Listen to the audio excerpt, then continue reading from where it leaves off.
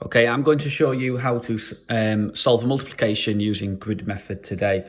So if we were to do the calculation 877 times 4, the first thing I need to do is lay it out in grid method. So I would place my times table symbol here. I would draw a straight line going down and a straight line going across. Now, the first thing I need to do is partition this number. So it's got 7 ones, 7 tens, and 8 hundreds.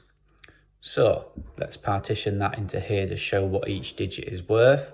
It's worth 8 hundreds, it's worth 7 tens, which is 70, and 7 ones. And I would place the 4 up here. So I've laid out my grid now. The next thing I need to do is the multiplication. So 4 times 8 is 32. But because it's 800 and not 8, I need to now times it by 100. So I know that when I times numbers by 100, okay, I do add 2 zeros onto the end. So that does help me. So 800 times 4 equals 3,200. 7 times 4, okay, equals 28. But I'm not doing 7 times 4, I'm doing 70 times 4. So I now need to times that by 10. So 28 times 10 equals 280. And again, 4 times 7 equals 28. So now all I need to do is add up my three totals.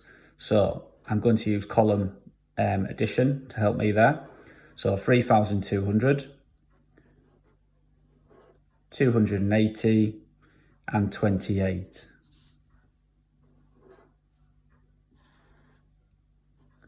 Place my add symbol there. I always like to do my ones, my tens, my hundreds, and my thousands.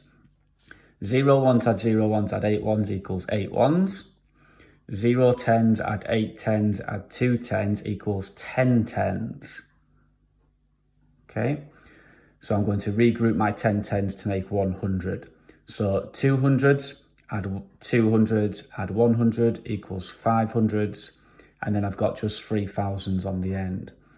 So I now know that 877 times by 4 equals 3,508.